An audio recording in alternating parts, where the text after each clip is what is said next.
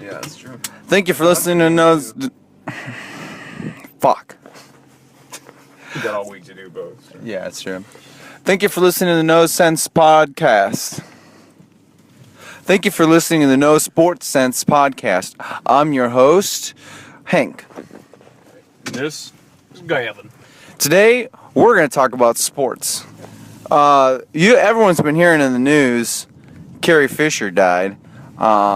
She was the left linebacker for the Chicago Saints back in the 80s when they made a run for it. And why don't we just talk a little bit about the impact that she made on and off the field? Well, first of all, I want to say R.I.P. Rest in peace, Carrie Fischer. She was also a great Olympic athlete. Wasn't able to accomplish much in the cinema world other than that one cameo she made in that 1993 film, Jerry's Day Off. But in the athletic world, she made quite an impact. Yeah, actually, she was the first person to make the squad with Down syndrome, and it's hard to do anything when you have Down syndrome, and then just the fact that she was able to be a linebacker, and not just be one, but she really took the philosophy home of get the job done right the first time. And so that's why they were able to run down the field and stop the balls from being thrown. Well, not to mention what she was able to do in the medical community, because she was able to fight Down syndrome and actually beat it in her late 40s. Yeah, actually, she did. She did come through and really turned the leaf on the other side. Yep. So that just goes to show you that if you put your mind to it, you really could accomplish anything. Sadly, her sports career was over by then, so you really can't have it all at once, sadly. And then happily, she resurged in a golfing career in her late 60s, where I believe she was the first person to get a hole-in-one on a par 5. Yeah, well, some say that's par for the course, and some other people say that's par for life. But as far as I'm concerned, that is Dr. Par. And what we know from Dr. Par is that if your teeth are aching, he's gonna clean them right on up. Teeth aching, he's gonna give you bacon. And if you're aching for some raking, then just wait for fall. So in other news, we saw Kyrie Irving yet again hit another killer shot to the Warriors. What kind of impact do you think this has on the Warriors season? I personally and professionally think that this means it's going to be the demise of the Warriors. I wouldn't be surprised if we see Kevin Durant traded for Michael Jordan. Honestly, even though Michael Jordan at this advanced age, people think that he couldn't play in this game, but I seriously think it's time for the Warriors to rebuild. I think that right now they're going to try and implement a switch, which is kind of unheard of. But I think it's a new strategy that they're adopting. It's called the CP switch. It's a coach-player switch, and they're going to switch Steve Kerr and Steve Curry around for the second half of the season, see how that runs around. What impact do you think that's going to make on the three-point game?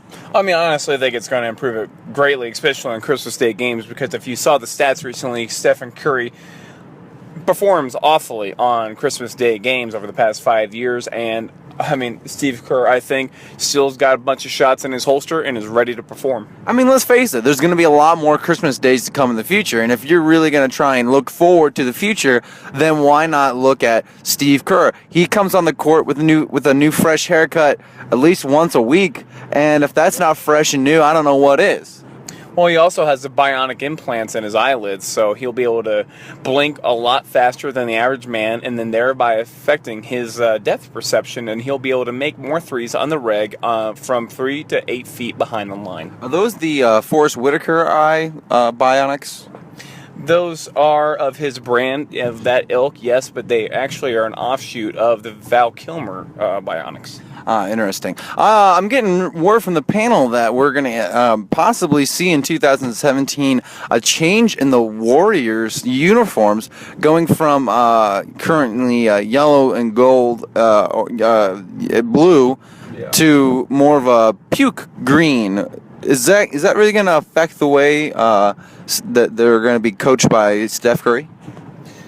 Yeah, actually, it's going to cause him to be so repulsed that he will not be able to look at his players when he's coaching. He'll be using a Zen type of Phil Jackson philosophy, where they are going to be practicing at night in the dark and using their, motion detectors through their brains to be able to tell how and where they're supposed to move. Interesting. And so, also, I also hear a change in 2017, which we are definitely seeing lots of change in 2017, trying to change around from this 2016, is that the halftime shows are no longer going to be full of mascots and all this clownery, but we're actually going to have a Zen meditation based on the Zen paradigm that the Warriors seem to be adopting now, where the whole audience meditates about the meaning of life. Right. Is this really going to have a change in the atmosphere of the second half of games, or do you think things are going to remain the same as they were, all heated up and pumped up in the first? Well, it's going to be interesting. I mean, 29 out of 30 teams are doing what you just mentioned there, Bill, but the LA Clippers are actually going to be adopting Baskets the Clown to provide their entertainment.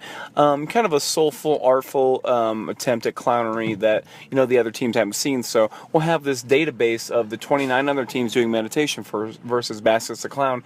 Well, the variables in this experiment, but it's an exciting time to be at the forefront of the entertainment game. And I think actually we did hear the Clippers were going to try at least just for their New Year's Eve game of, versus the Sacramento Ballards, where they're actually going to get rid of the net, and so it's going to be a little bit more difficult to know if the ball went through, right?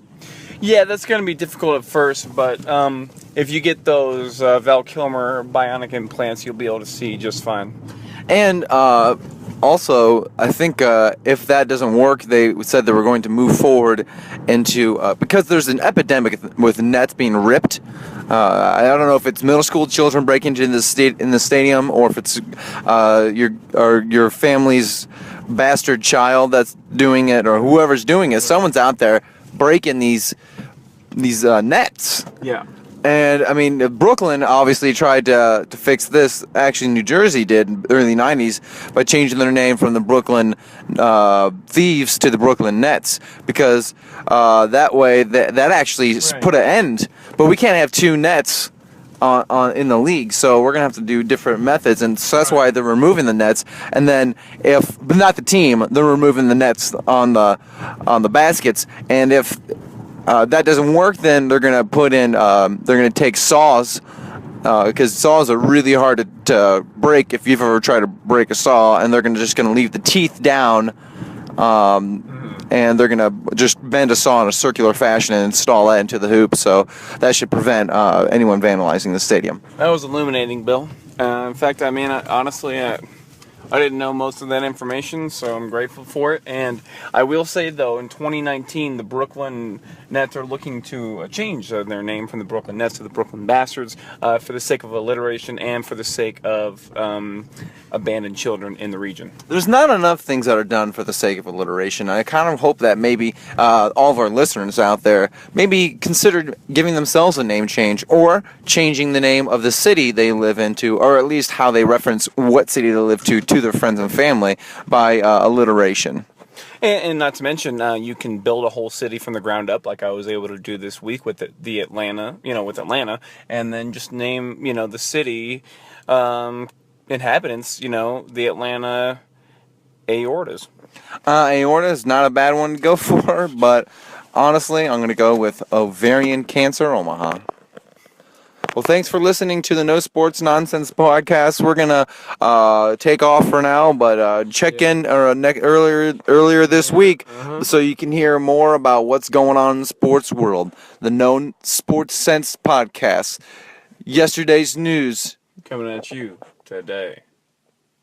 Tomorrow's news coming at you today. Bye, Gavin.